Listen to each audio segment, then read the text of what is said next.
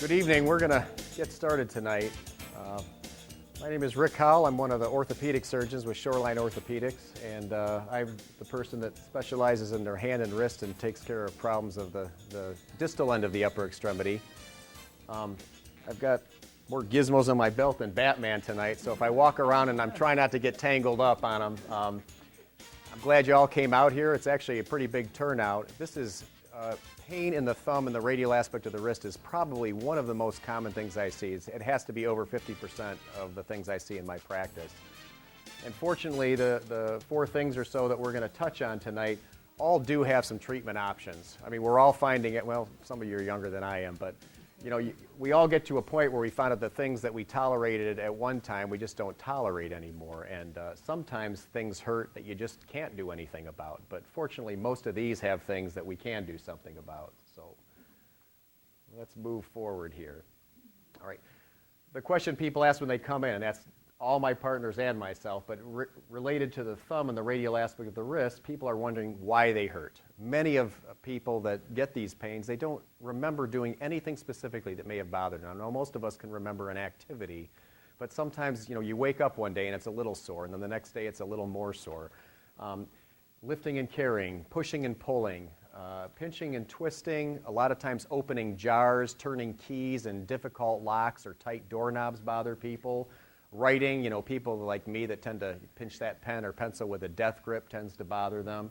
But, you know, sometimes it's every little thing that you do, and it can all still be the same problem, just flared up to different degrees. Everybody's anatomy is a little bit different, and it's usually the anatomy that doesn't necessarily cause this, but contributes to the persistence of the pain not going away.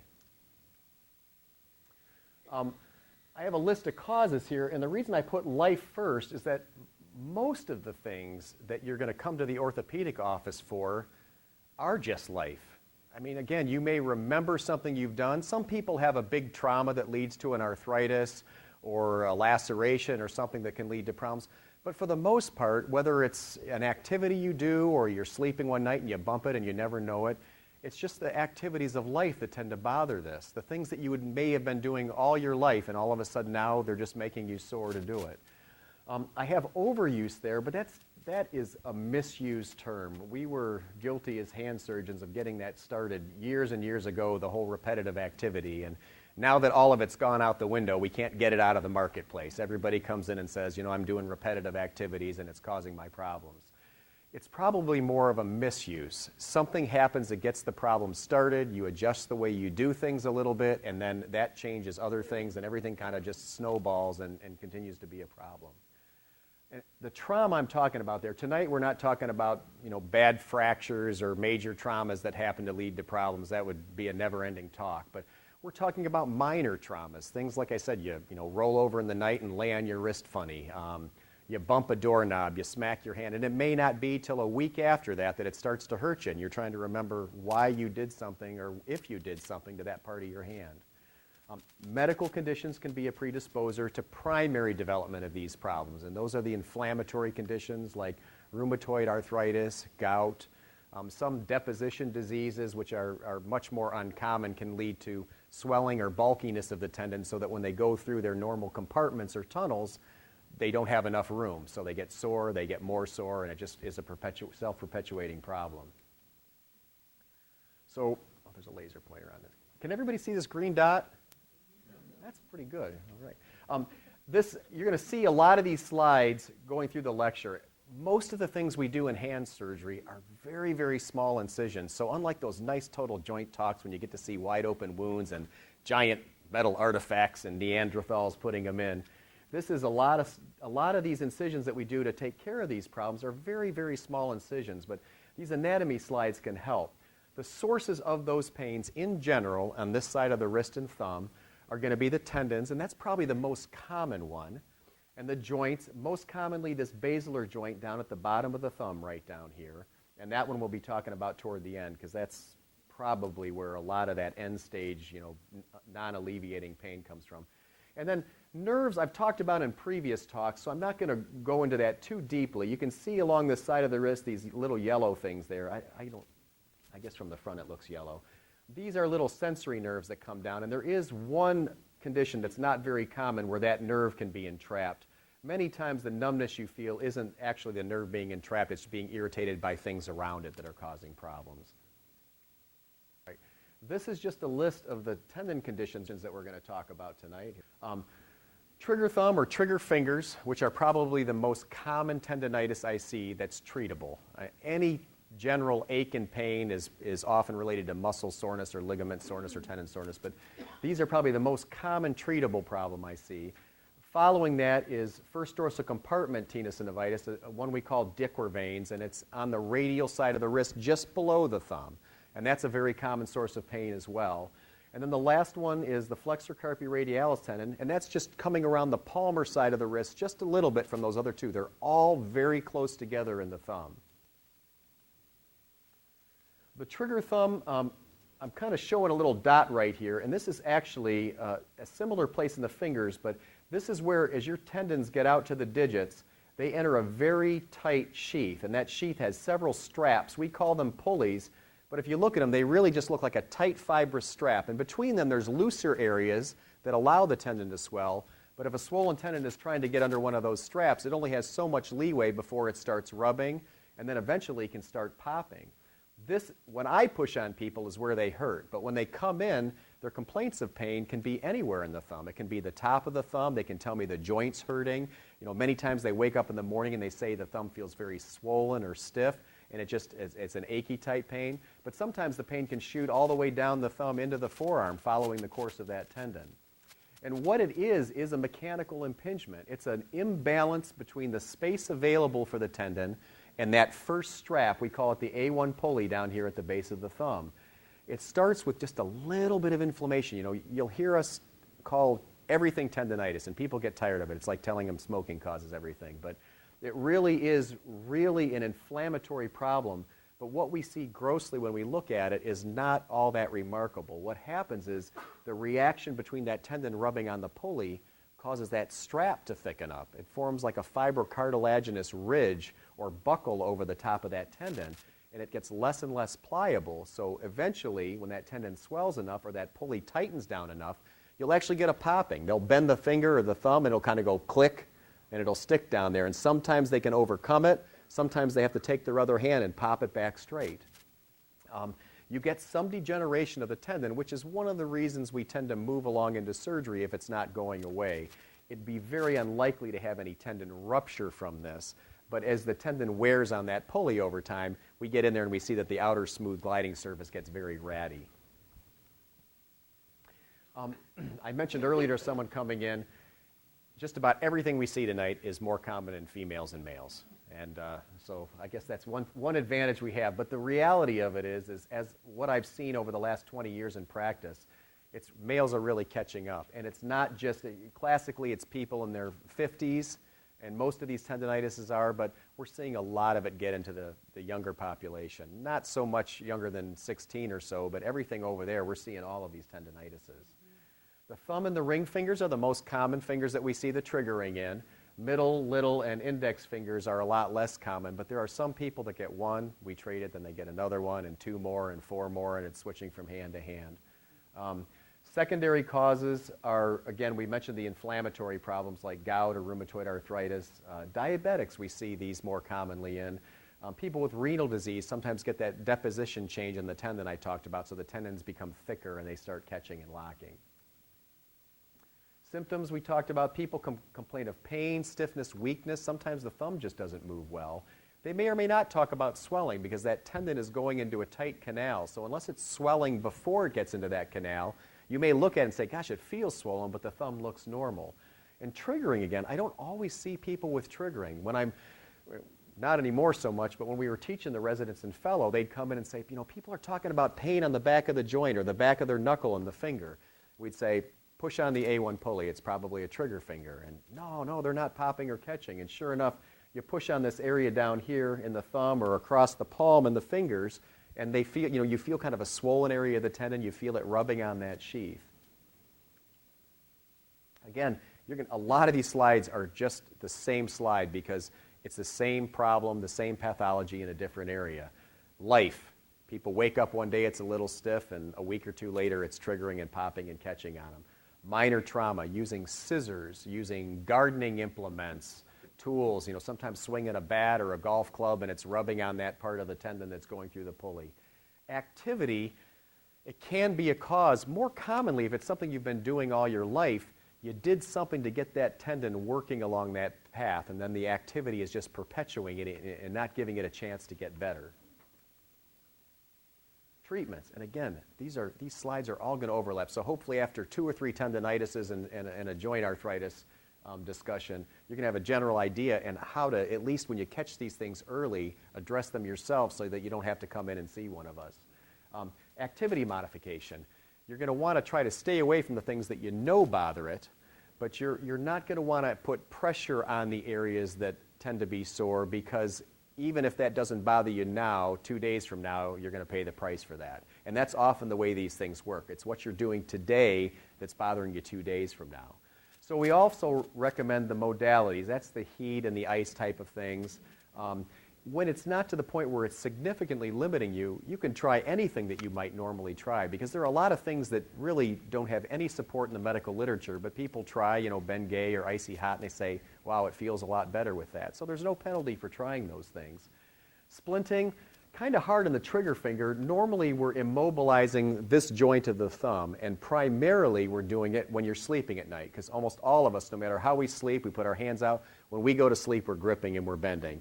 And that puts the swollen area of that tendon right against that pulley. So little motions all night are just rubbing and rubbing on that tendon. Oftentimes people say, yeah, it's worse at night, or it wakes me up in the morning. And then it loosens up a little bit, and then later on in the day it starts to bother me again as that catches up to you. So the splinting, just holding that thumb straight, you can use a little piece of aluminum and foam. Some people use popsicle sticks. I've had people just take, I've had people take tape and just wrap it around the thumb to hold that joint straight at night, so they remember to keep it straight, or they feel that resistance. When I'm seeing people, we're normally at the injection stage. They're sick of it. They want to have something done for it. And injection is corticosteroids, cortisone, medications like that. Just an aside on those, there's a lot of people that get worried when they hear that word. It's an analog of a hormone you have in your body naturally. They've just found that it has very good anti-inflammatory properties, and it doesn't work by a non-steroidal pathway like Advil or ibuprofen works. So in most people it's safe. Even injections in people that have sugar problems like diabetics are pretty safe in the hand, because it's a very small dose and very little of it is getting absorbed as a bolus into your system. So it's mostly just local soreness.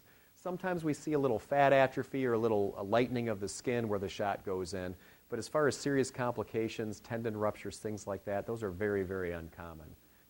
Surgery we kind of save as the last step in this, and that's either people are terrified of injections, they don't want an injection, it's gone away but it's come back, or they have not responded to an injection. Now, the surgery is a longer-term answer to the triggering, and you're going to see that in all of these tendinitises.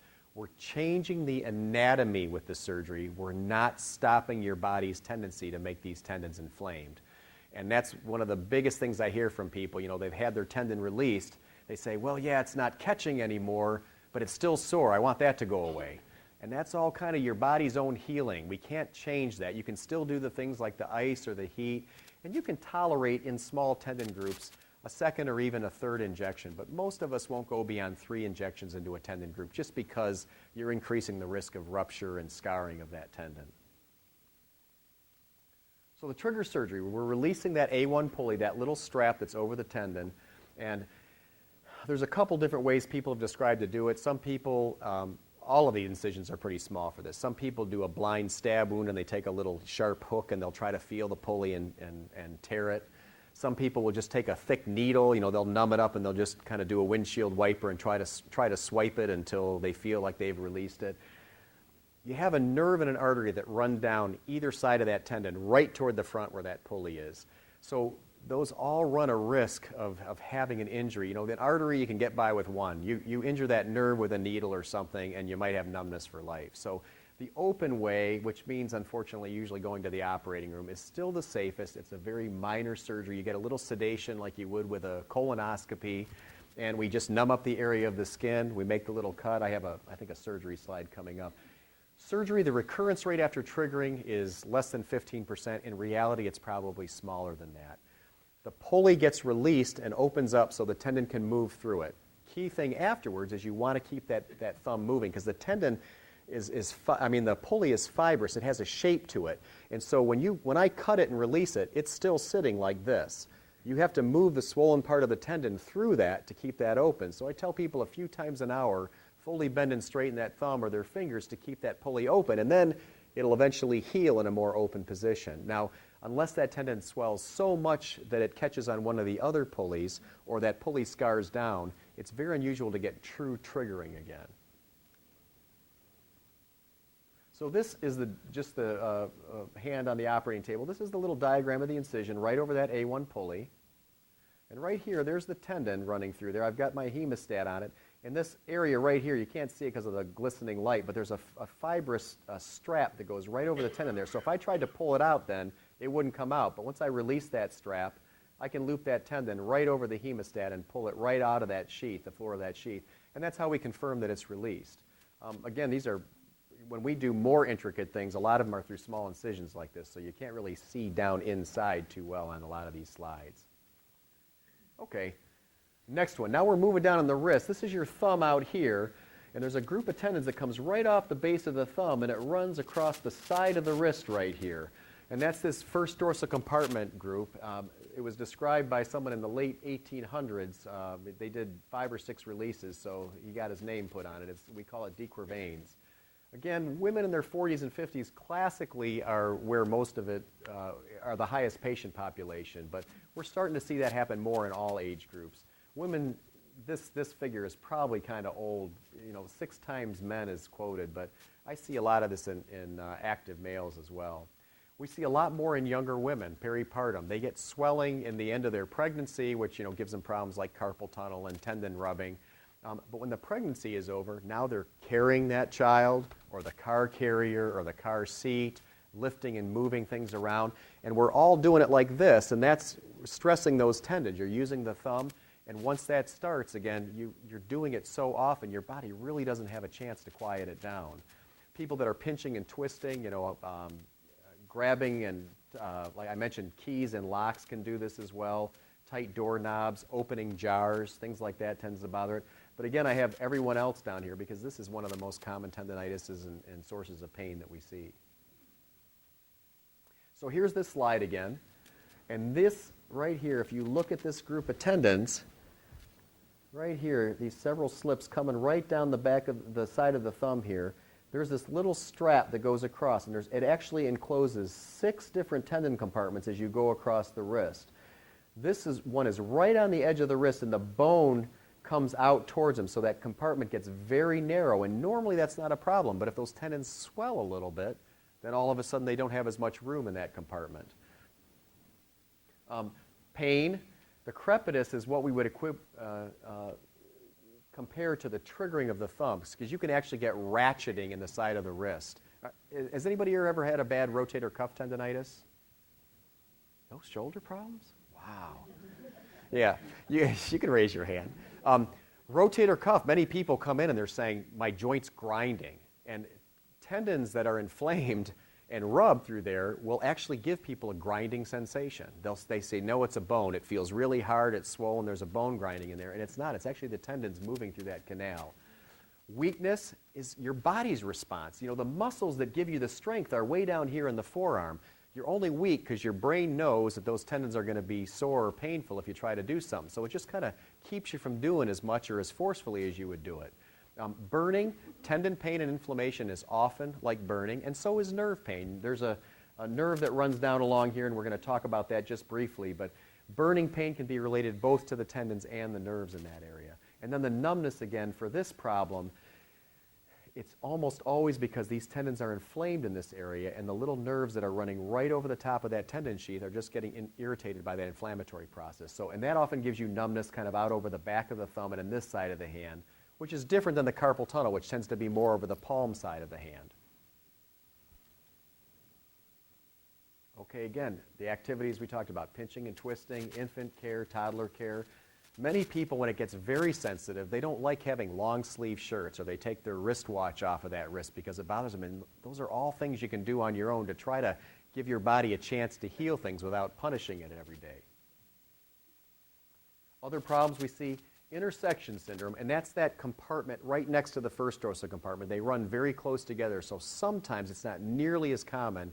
You'll get inflammation in that compartment, and where the two cross over, it can be kind of confounding because you get a little bit in one, a little bit in the other, and it's actually a combination of both or of that second dorsal compartment.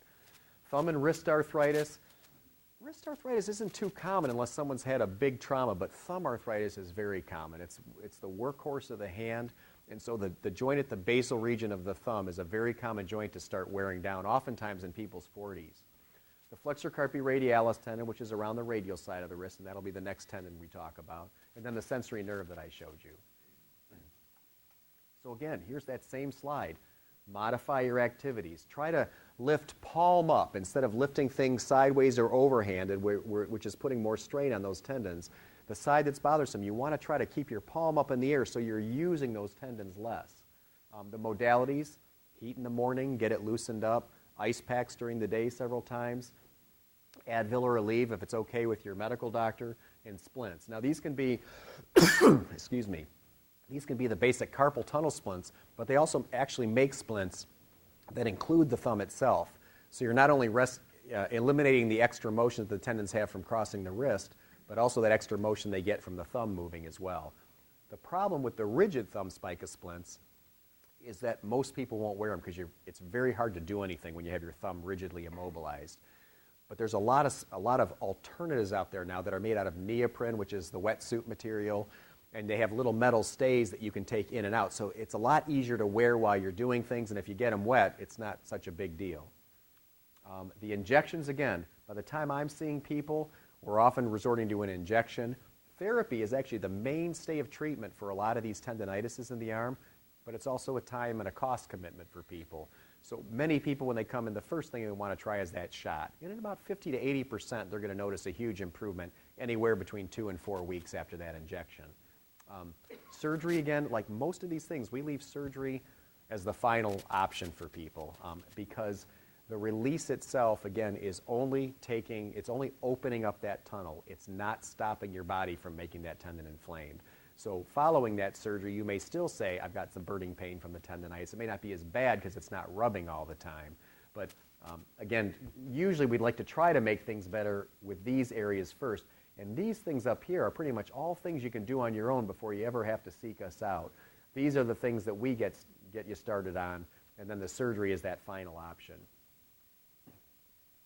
So this one, again, is done through a very small incision, but this shows you diagrammatically that strap crossing over those tendons. And here's that second group of tendons. You can just barely see it in the back of the wound, that intersection syndrome we talked about. And they cross right about here. So the pain tends to be a little bit farther up the arm with the intersection syndrome. But this shows you that strap. These are pulling aside the little nerve branches that are running right over the top. And what we're doing is releasing this strap just to let that tunnel open up. Now, normally, we're moving it toward the back so that we leave a large volar sling, like a hammock under those tendons, so they're less likely to snap back and forth across the wrist when you rotate your wrist. And then, let's see here. All right. This is the diagram of what it looks like when the strap's open. Again, we usually cut it more toward the back, so this flap is larger. Little artery running through the floor, never really at risk so much for this. And this is the actual clinical photo of that. You can see most of these are done through very small incisions. It would be very hard to actually open that up and see the retinaculum because you're down in a little hole in the operating room. But much like that trigger thumb, these tendons are looped over the hemostat just to confirm that they're completely released. And then we put them back down, make sure that little flap's in front of them. Stitch is closed up. You can, like with the trigger thumb, you can use your hand for light activities the day of surgery for these. But you treat it like you would any cut. You have to keep it clean and dry. You don't want to put a lot of pressure or tension on it till after the wound is healed. And then after that, it's just a matter of waiting and seeing how long it takes for the other part, that inflammatory part, to quiet down.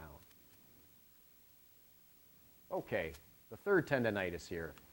This is the flexor carpi radialis tendon, and I think you can see it. Here's the thumb right here.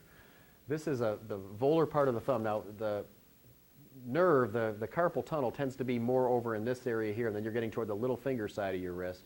This arrow runs right along this flexor carpi radialis tendon, which actually continues out here and goes all the way up to the base of the index finger in the palm. That goes through a tunnel. Now, this is more toward the palmar side of the wrist, unlike that dequer veins we were just talking about, which tends to be more toward the radial side and over the back. Again, females are more common than males. The difference with this tendinitis, or this tendon tunnel, is that it's actually running through a small bone in your wrist, and that bone goes almost all the way across that. There's only a small little area on top where there's a fibrous band to release.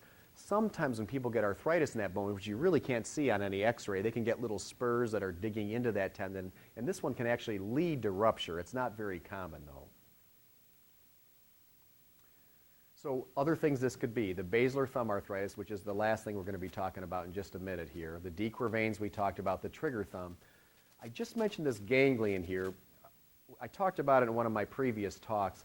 They're little outpouchings of either joints or tendons. Anything that secretes a fluid to help things glide in your body, you can get an outpouching of that, which creates these cystic sacs that are filled with almost like a clear or yellowish jelly-like fluid. They are usually not painful. I have a lot of people come in because they have a ganglion cyst that hurts. But on this part of the wrist, it's usually the tendon, this flexor tendon, or one of the little sensory nerves that's causing the pain. So again, you can take out a ganglion. It doesn't necessarily make the tendinitis go away. The tendon itself is usually the source of the pain. And this shows that big radial wrist tendon. This here is the thumb flexor tendon, the one we saw with the trigger thumb that goes up into the hand here, and it goes down the wrist. And right next to it is this big radial wrist tendon. It's going through this thick fibrous band, then it dives through a bone here and continues on up into the palm at the base of the index metacarpal. Same as the other ones, activity modification, just a basic carpal tunnel splint. Heat in the morning and getting things loosened up before you start the day, ice during the day, but keeping it mobilized so it doesn't get stiff.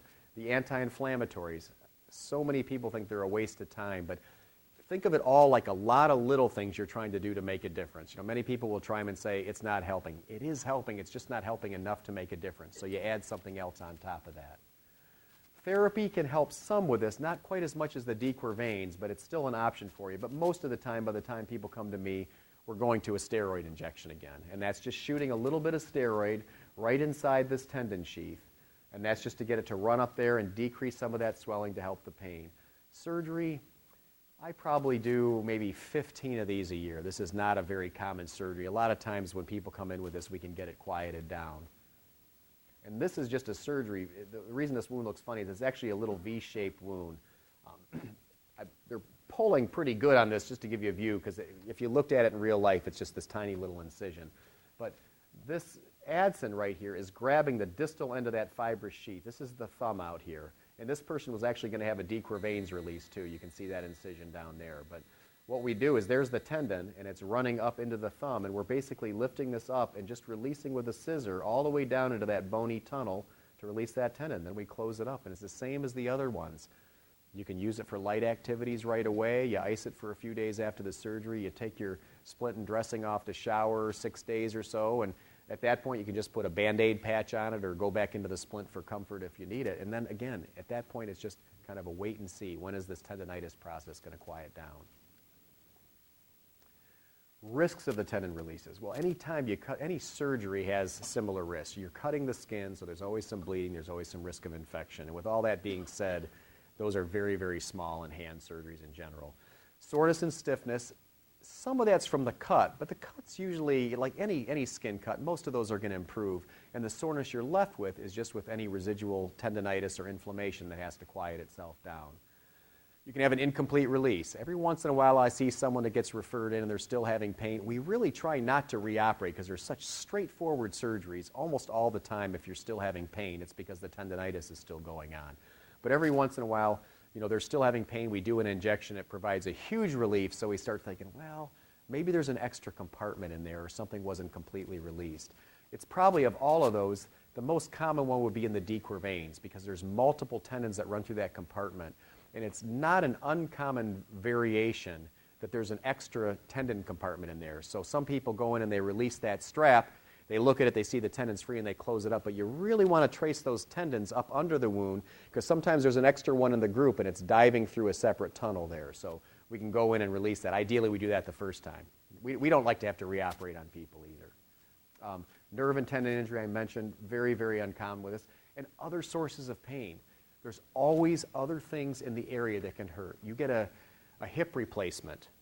Why do you still hurt afterwards? Well, there's muscle soreness. There's other things that can bother you that we can't do anything for. We're treating those areas that we know have a fairly reliable response rate. But just because we release the tendon, again, we mentioned the tendinitis can continue, but it doesn't mean you may not have thumb muscle soreness in that area, or a little bit of inflammation in the compartments next to it, or a little bit of irritation from the nerve, or even a little bit of joint arthritis that's continuing to give you pain.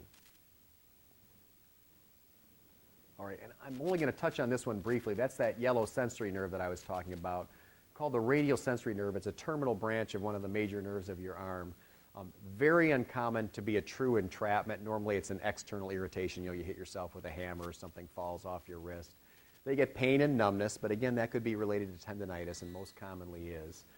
And this tends to start in the mid to distal forearm. So this is actually where that nerve comes out of the forearm. Up here, if you look at this, it's way down here. Here's that tendon compartment we're talking about. This is, let's see, here's your first dorsal compartment. Here's your second one kind of running underneath those. And then here's where this nerve comes into the forearm.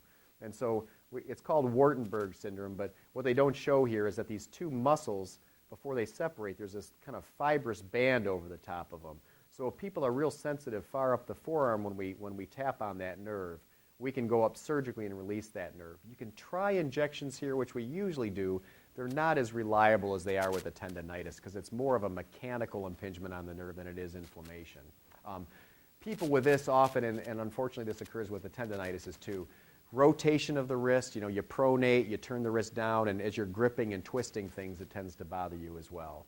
But that one is a very uncommon thing, and I wouldn't get too concerned about that. Most of the nerve problems in the upper extremity are going to be carpal tunnel. All right, again, we talked about the differential, the tendinitis.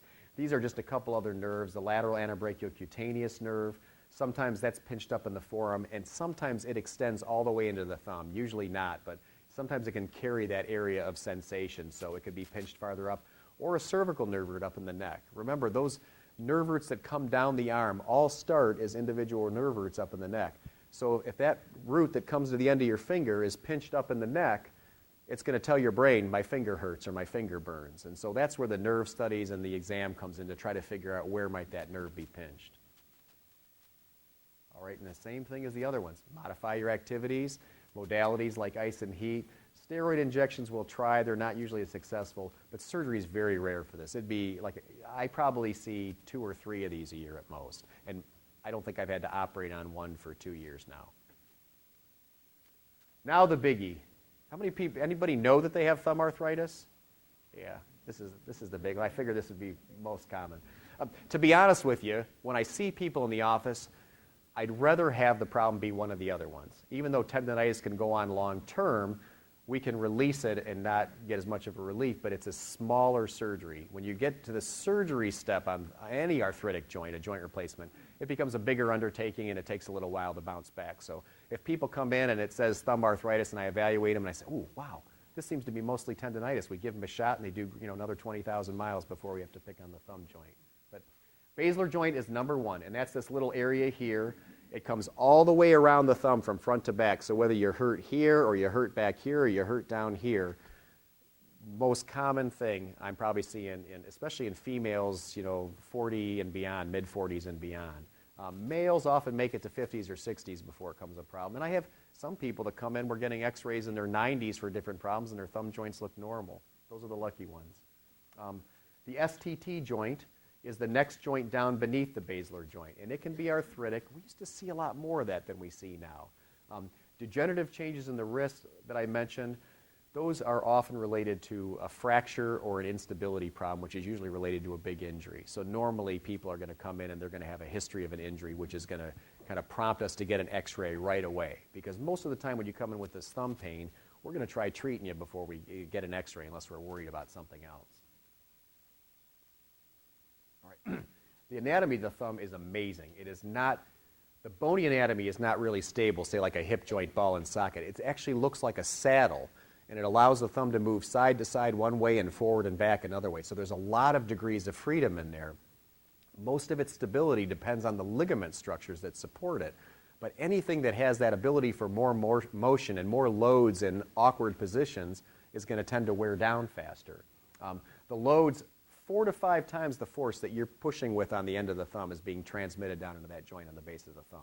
And that's a lot. The thumb really is the workhorse of the hand. Even when we were doing a lot of the workers' comp thing and injuries of people that had losses of parts of the hand, most places attribute at least 50% of the hand function to the thumb. This is the joint we're talking about. Here's this is the part of the thumb that you see sticking out. This is the part down in that meaty part of your palm. And this little bone down here is called the trapezium. And it's the joint between the trapezium and that thumb metacarpal that is the one that usually goes bad. That STT joint I mentioned is the next group down here. And that's on the other side of the trapezium. We do see some arthritis there, but normally, you know, this we're normally doing a fusion for, or we're doing a fusion. We're not doing very many of those anymore. Most of the time we're seeing people, it's up in this joint right here. Here's where those tendons for the dequer veins run down, right along the side of the wrist. Here's where that flexor carpi radialis runs up to the base of the index metacarpal. Here's where the thumb flexor tendons runs right down the wrist. So you can see they're all right in that area and can be sources for the pain that you're having. So where does arthritis go? Because the joint is not super stable, as you get more synovitis or inflammation of that joint, sometimes the x-rays actually show more joint space because the joint's filled up with fluid or synovium, and you get more laxity. The joint starts to get loose and have a little more play in it. And that can be before you ever really start to see the cartilage wearing down. Next step is when you start to see the cartilage wear, and it tends to come down on the palmar side of that joint before the dorsal side. It kind of works its way from front to back. How do we know there's cartilage wear? We get an x-ray and we see the two bones getting closer and closer together because cartilage doesn't show up on an x-ray. It's kind of the lack of cartilage that we see on the x-ray. And then subluxation. If you think about it like a kind of a big Dagwood sandwich, you've got the base of that thumb metacarpal and you've got the trapezium and you've got all this joint cartilage, which is like the meat in the sandwich there, and it's held together on the sides by your hands.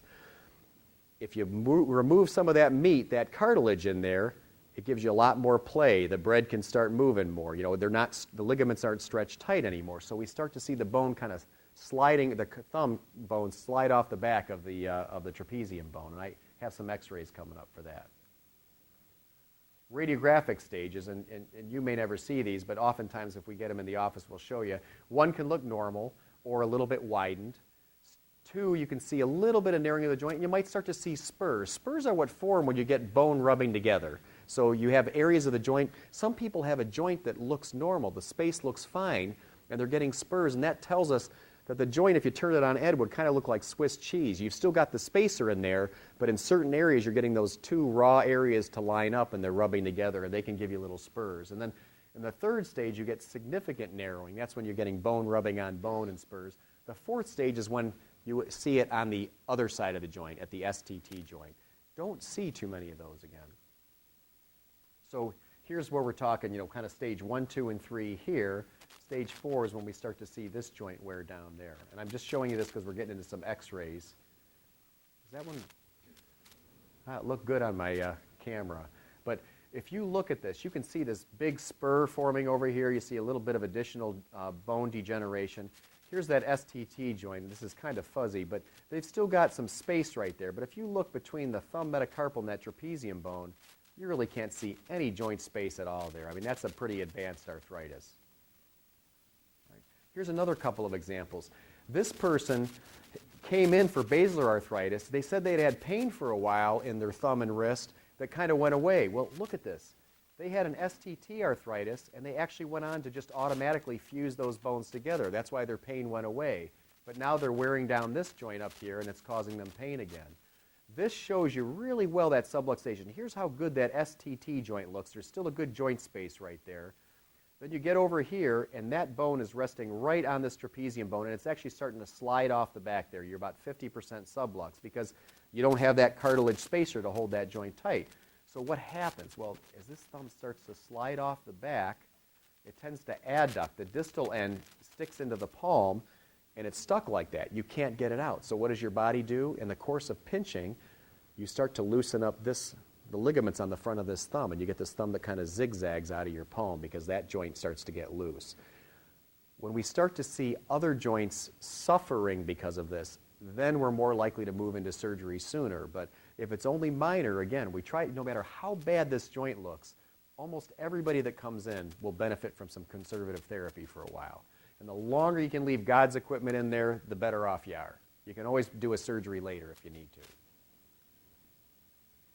Okay, so activity modifications, the splints we talked about, which would be the thumb spike, is something that includes the thumb.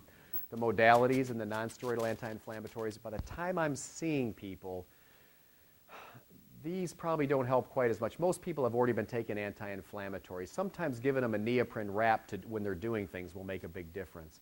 But these are normally lifesavers for me. I mean, once in a while I'll get someone that'll have a shot and they say, it didn't help me at all. Most of the people say it helped. Even the worst people will say, I got a few weeks of relief out of it. But what we kind of hope is that we give you that injection, things quiet down in 2 to 4 weeks, and then you don't come back until you do something else to get that joint angry again. Because just because the X-ray looks bad doesn't mean that you can't function well. The two sources of pain that come from arthritis are the inflammation of the joint and the bones rubbing together. And even when you have these terrible looking X-rays with bones rubbing together, oftentimes most of the pain is coming from the inflammation that develops from those bones rubbing together. So we do something to stop the inflammation. We do an injection. Now some of you are probably thinking, you hear it from the knee guys, you know, if you have pretty normal joint cartilage, we don't like to do a bunch of injections because the steroids can speed up the wear down of the joint cartilage. By the time we're doing these, you really don't have much cartilage left. So I don't have to stop at 2 injections or 3 injections. I can do 8 injections or 10 injections. We can keep going until you say, hey, they're just not helping me anymore, because the joint's already bad. You know, the injections are not going to ruin a bad joint. There's no cartilage left anyway. So as long as it's helping people out, we don't really care too much what the X-rays look like. So early surgery, and we do have some early things. Sometimes we'll see people, you know, in their 30s and 40s that are just ligamentously lax, or they may have had an old ligament sprain, and the cartilage looks good, but the thumb is just very, very loose. And there is a surgery we can do using one of those tendons to just lasso the joint. And what we're really trying to do is just create a huge amount of scar around the joint so there's very little motion there. And that keeps the joint surfaces aligned so they'll wear down more slowly. Osteotomy is something that people have been talking about more lately. Not such good long-term follow-up on that, but basically what you're doing is you're breaking that thumb metacarpal and tipping it back a little bit. So instead of loading the front part of that joint that wears down first, you're putting more of your load on the back part of the joint. Arthroscopy, you know, we all love arthroscopy. It's fun to play with cameras and video games. But for the thumb joint, and there have been reports that it does well. Some people come in and want it done. But you're basically just cleaning up the inflammatory tissue in the joint. And sometimes you'll see okay cartilage that's just gotten very degenerative. And if you clean it up, they can feel better for a while, much like they do. If any of you have had like total knee arthroplasties, many times they'll try to do a couple of arthroscopies, clean it up, keep you going for a while longer before they have to do the big surgery. And I think most of these are to buy time. Sometimes that ligament reconstruction, if you just have someone who's very lax and the joint looks great, may be all they need to have for life. But most of the time, if you're doing this, it's someone who's really young and you just don't want to, you know, commit yourself to that complete joint replacement. The definitive surgery, and this is the things that we do planning ideally that we won't have to do something again down the road. Arthrodesis was the one we used to do years ago. Some people are coming back to doing it in younger, heavier labors. And what you're doing, arthrodesis means fusion. You're actually going in there, and where that joint is, you're roughing up the bone on both sides and putting a plate or screws across it to get them to grow into one bone, much like that STT fusion that I showed you. The bones are no longer moving and rubbing against each other, so that should help the pain that's coming from those bones rubbing together. It gives you a stable column and pinch, because the one I'm going to show you, you take one of those bones out, so technically the thumb can be a little more squishy with that, whereas this one you're keeping the length. So for someone who's a heavier labor, you're kind of preserving more of that pinch strength. Problem is, it sacrifices motion. You're fusing a joint, so there's no longer any movement right there. And that transfers more motion down to the next joint, much like when you start spine fusions. You get one level comfortable, but then you're putting more stresses on another level, so there's a higher odds that down the road you're going to have to go back in and do a second surgery when that other joint starts to wear down. And that's that acceleration of the wear in the next joint. Resurfacing, I have this under definitive. We don't have really good long-term follow-up on that. There was an implant, an Artelon implant that came out years ago, and a lot of us were doing a lot of them. We've stepped back a little bit. It's still not a bad implant, but most of us do it to buy time. And what you're doing is actually putting a little, it's almost like a bunch of stitch woven into a carpet, and you're kind of putting it in between this joint as a little spacer, and eventually your body resorbs it and turns it into scar. So you've got this thin layer of scar tissue between the two bones, and ideally that means since they're not rubbing together, it's going to take some of that pain away. Implants, they do have some metallic implants that they put into the thumb. Long-term follow-up, really don't have a lot. The real old ones crashed and burned. We came out with some newer ones, and so far they're looking okay. But most of the people don't want to put a hard implant in the base of this bone to be rubbing on that bone, you know, thinking, well, you've still got movement and you've got two hard things rubbing together. If they still hurt, I have to go back in and do this other procedure, which has a pretty good, I mean, we've got studies 30 to 40 years out where people are still doing pretty well with that. And that's this final one right here, which is taking out this trapezium bone.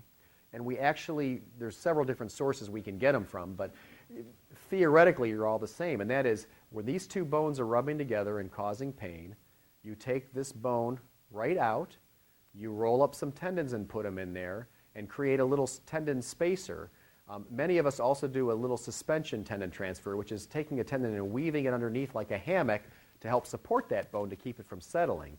Now the ligaments naturally between the thumb, many people just take this bone out and let it go. And people will settle a little bit more, but oftentimes the ligaments are good enough that this bone will never settle down under the next bone and you'll do well. Most of us like to do something, though, to support that, because if we can preserve that thumb length, we feel we can preserve your thumb pinch function better, and we decrease our risks that once we let you start doing things, that this bone's going to go down and start rubbing on the next one there. So we roll the tendons up and put them in there, and then most people are still putting pins to hold that joint open like stilts.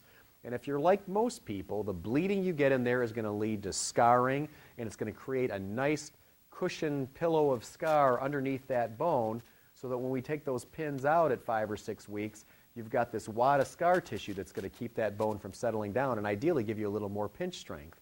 Nothing is fused, so you still have motion there. You can still use the thumb and have reasonably good function as far as from a motion standpoint goes. And most people have done very well with that procedure. I mean, it hurts afterwards. You can imagine, you know, cutting a bone out, much like a knee replacement or a hip replacement. Initially, that's pretty sore. And the big thing that ties you up with this is you can't use your thumb, and that's for, you know, about 8, 12 weeks. So you can use your fingers, but it's very awkward. It's amazing how much you realize you need that thumb to do things. This is just a conceptual diagram. Again, the incisions we do are so small, it's just very hard to get a good picture down inside. But mostly right now, what I'm doing is we're making a little V-shaped cut down here. This is where that bone came out of. This is showing you kind of the initial description of the procedure, but it's changed a lot. Now people either take this whole tendon, which is the flexor carpi radialis tendon we talked about. I started doing that, and I didn't like it as much because it's a powerful wrist flexor, and people seem to have a little more complaints about the loss of that function. So now those multiple tendon slips we talked about in the dequer veins, we can take a couple of those tendon slips, and one we can roll up like this, one I can make this little hammock, and we put the pins in there. This is the next bone down. And ideally, over 6 weeks, this just turns into a bunch of scar tissue, and then you have that nice, soft cushion the bone's resting on instead of two hard arthritic surfaces. All right, and these are final slides for those of you fading, but this is kind of showing you the thumb arthritis. I think I showed this one a little earlier. Oh, let me go back here. This is the thumb arthritis, and you can see it's bone on bone. It's gone off. They've gone through a series of injections, and now they're no longer helping. But this joint looks good, so we don't have to do anything about the next bone over. And this is the trapezoid bone, not the trapezium. We've taken out the trapezium bone right there. There's a tendon in there. Of course, you don't see it on X-ray, but these pins are holding that space open. And then when we take the pins out, look at that. You got a nice centimeter of space right there.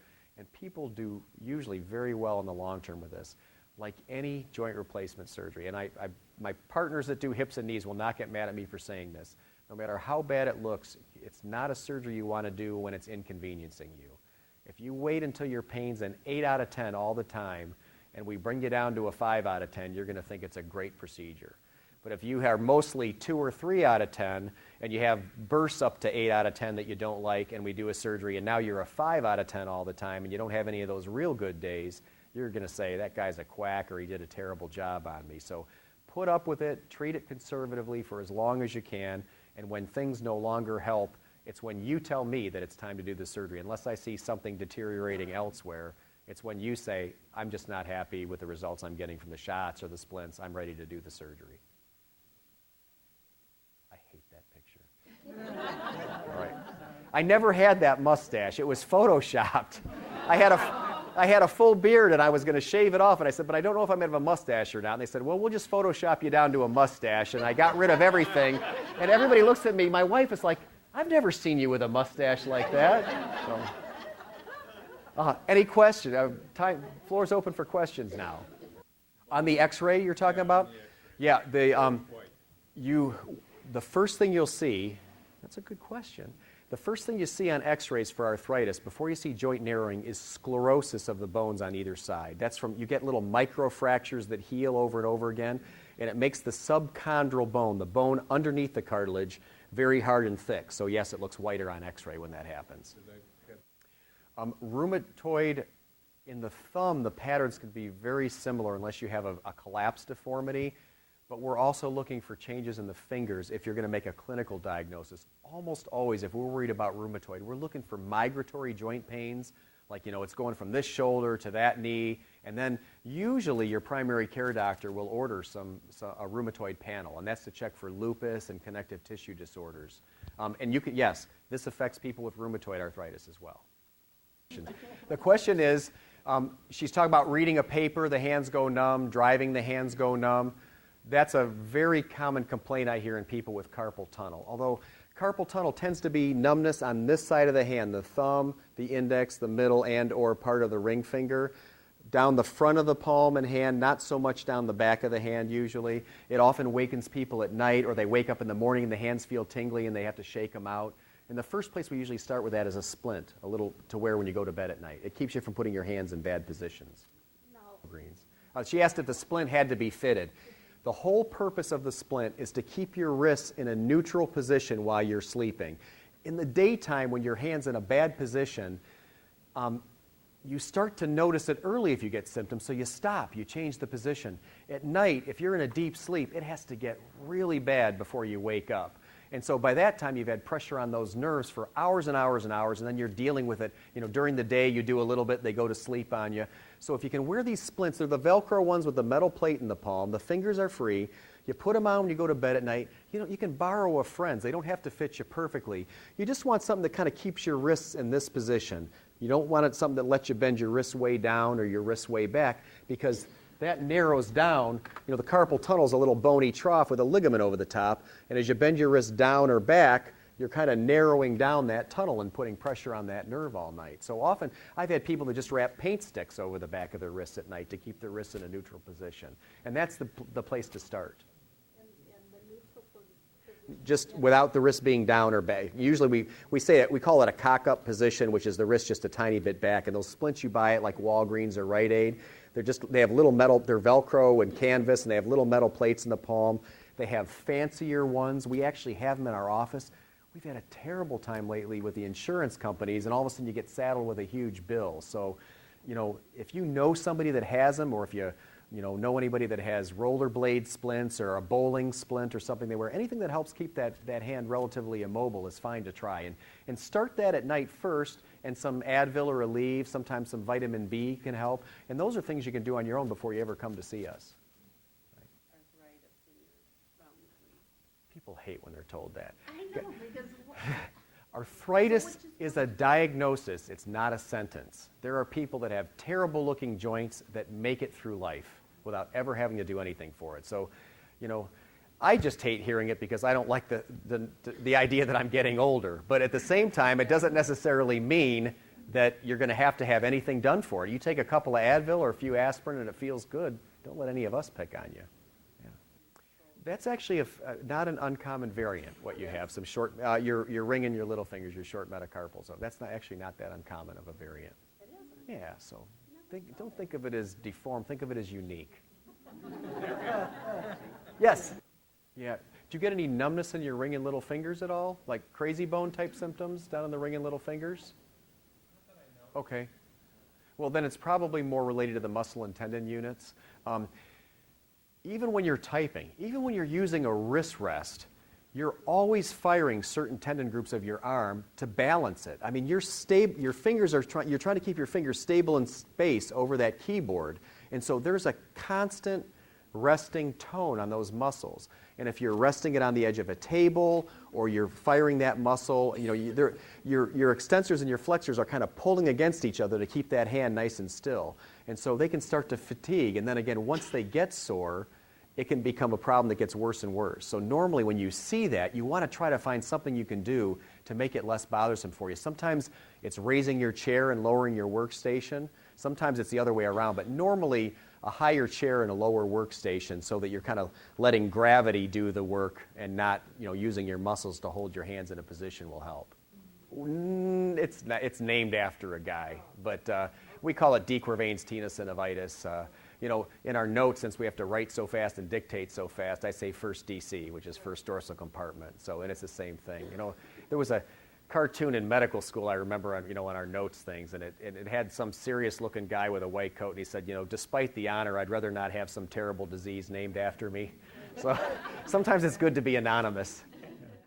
And that can go on for a long time because they're muscles that you're using for everything. Even if you say, oh, I'm doing so much less than I did before, once those muscles get sore, they can just stay sore with any little movement. That's all it takes is to keep it going. But if you're doing, you know, start with the anti-inflammatories first. Start with one of those neoprene thumb wraps and the heat in the morning to kind of stretch it out before you start the day and ice on it a few times a day. You might find in the next 3 to 4 weeks things just are like new again. Yeah, it's been going on for a while. Have you been trying those other things too? Oh, yeah, give those. I'm happy to see you, but you know, if it was my dollar, I'd say go out and buy some of the Advil and find a splint and a wrap, and then way you don't have to come in and see me. Yeah, if you don't have reflux problems, sometimes if you have high blood pressure, some doctors, depending on how they're managing it, the nonsteroidals can play a little bit of a complicating role in that. Most of them don't have a problem, but I check with your primary care. But I usually start people with 2 or 3 Advil 3 times a day. You know, you just got to take it on a full stomach. If you have reflux or ulcers, then you might want to talk to your doctor. There's some other alternatives. There are steroid dose packs that we use sometimes. They don't give you the same amount of effect that an injection does, and you're only on them for about 5 or 6 days, so sometimes even if you feel great, 5 or 6 days later, you feel bad again. Diabetics, it's not a good idea for, but in general, even though they're systemic, their risks are otherwise pretty low, and sometimes if people come in with an acute flare-up, we'll do that just to see if we can get the body back in control of the situation. So there are other options too. 2 or 3 Advil 3 times a day. And I'm talking about the over-the-counter ibuprofen. Each one of those is 200 milligrams. The prescription strength ibuprofen comes in 400, 600, and 800. So technically you could take 4 of the over-counter one, and it's the same as a doctor giving you a prescription. Aleve is the other one. It's available over the counter now, and it's naproxen. So the prescription dose on that is higher. The way they did it, it's kind of tough. Some of the primary care guys will let you take 2 Aleve twice a day, but technically you're getting into a kind of a high dose if you take. So technically the Aleve is 1 pill twice a day. People like me that don't remember to take medicines, you know, it's nicer to not have to take it as often. Okay. They're both anti-inflammatories. There's not, one is not better than the other despite what you hear, and their efficacy is based on the drug itself. So just because one comes in 500 milligrams and the other's only 200 doesn't mean the 500 is stronger than the 200. Usually what you'll find is you try one, it may not work. You try another one, you're like, oh, this is great. And then you do it for a while and it doesn't work for you anymore, so you try something else. Or you have a thumb tendinitis and you try Advil and it works great, and the next time you have a De Quervain, you try Advil and it doesn't work, so you jump over to something like Aleve and you say, oh, now that's working. So there's no penalty to trying 2 or 3 of those. You just don't want to take them at the same time because they can upset your stomach. But when can we start them again? There are people that are on them for life. You know, like people with rheumatoid, they'll often just start them on anti-inflammatory. As long as it works, they just keep taking that. I normally won't prescribe them for that long. When people need them for more than a month or 2, I just turn it over to the primary care doctor because if you look in the physician's desk reference on the side effects for aspirin or aspirin products, which is pretty much what Aleve and Advil are, you're going to see horrific things. I have people that are afraid to take aspirin because of all the terrible things it shows, but they have to show every possible thing that could happen in a white mouse. The risks of them are fairly small. Most of them are GI side effects with those, but because ulcers are something I don't treat, or problems related to the anti-inflammatories I don't treat, I'll put them on, I'll give them a month prescription and maybe do it a second time. And if they say, every time I go off them, it's still hurting, then I'll say, call your primary care doctor. Just let them know that you were doing this and I'm kind of at the end of my comfort zone. I'll let them. And they should really, any medication you're on chronically should ultimately be prescribed and managed by your primary care doctor. They're in general a lot smarter than orthopedists are. That's the basilar joint pain, yeah. Again, it could be contributed to by any of those, but where you're describing it to me seems to be that basilar joint. Well, find a splint first, try the anti-inflammatories, try the ice and the heat. Are you? And then if it's not helping, sure, come on in. An injection ought to hopefully make you like me at least once or twice. Maybe not right after I give it, but yeah. They really aren't so bad. We don't have to go through a lot of tissue to get to the hand stuff. You're only going in about that far and you're right at the joint. Yeah, as a matter of fact, bowstringing those tendons against the sheath the other way often bothers people. You open it fast and you fire those tendons, and it pulls them out against that sheath, and it can cause pain as well. That I usually hear from men. The guys are like, yeah, it was hurting, so I went and I worked it out. I grabbed the ball and lifted weights, and now it hurts worse. So, I'm the same way. I want you to keep it mobile, but I don't want you to overdo it. Think of it like if you had a sore leg muscle. I don't want you going out running a marathon. I want you to keep the muscle stretched out and loose, but when you overdo it, like squeezing, you're putting more of a load on it, so you're making it harder for your body to heal the problem. We just don't want you to get stiff. So if you're wearing a splint, come out of it several times a day to get everything moving and loose so it doesn't tighten up on you. Right? What I tell people is there's some activities they do that flare it up, but they still enjoy the activity enough that they'd rather put up with the pain and continue doing it. And that's okay to do. It's like high school sports. Johnny keeps coming in because he keeps hurting. It's like you take Johnny aside and you say, Johnny, here's the deal. If you want to play the sport and you're just worried that something bad's going on, go ahead and play the sport. But if it really hurts you enough that you're not enjoying the sport, just keep telling Mom because she's going to take you out of the sport. And that's kind of where we are with these things. We want to keep you functional and happy.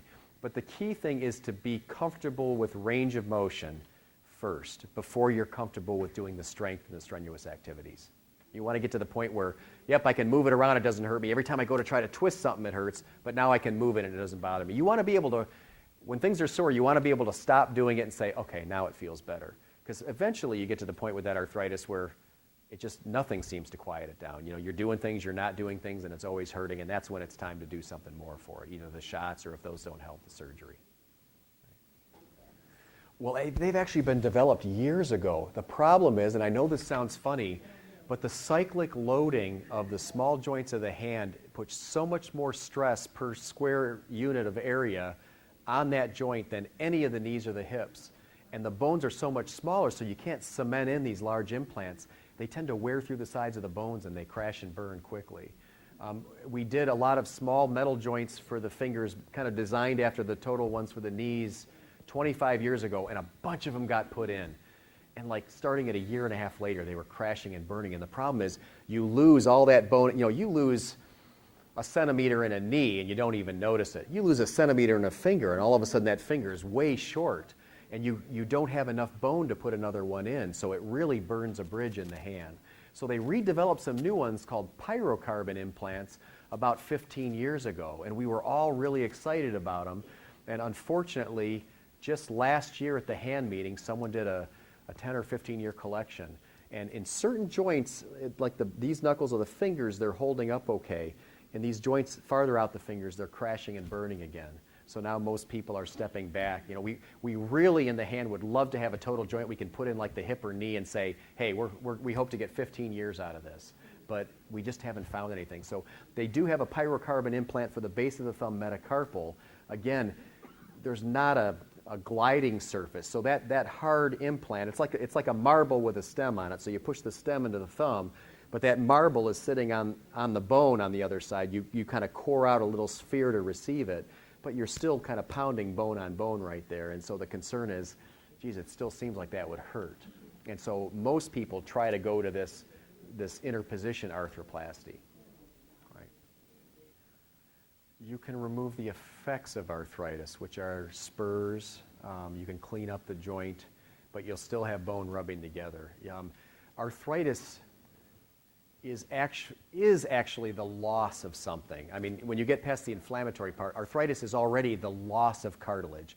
What we ideally want to do, and this is what we kind of hope will come down the road, we're starting to do cartilage plugs in the larger joints in the knees, but they're doing cartilage cultures in labs. They're trying to find a way that you can take subchondral bone, maybe get it to bleed a little bit, and then put these cartilage cultures on it, keep people inactive, and see if you can get more cartilage to grow. The problem is cartilage is a substance that the body does not regrow. You can form scar and kind of pseudo-cartilage, but you can't form good articular hyaline cartilage once it's gone. So there is, that's what our ultimate goal is to find a way that people can grow new cartilage, or you can put a culture in there and it'll grow itself over the joint. It can be a long time. So as long as you're functioning okay and it's not driving you crazy, you can wait as long as you want to. The dequer veins, the risk of a rupture is almost unheard of. So it's more a pain issue, your tolerance. Thanks, everybody. Yeah, thanks for coming. Thank you, Dr. It was a Hall. good turnout. Thank you.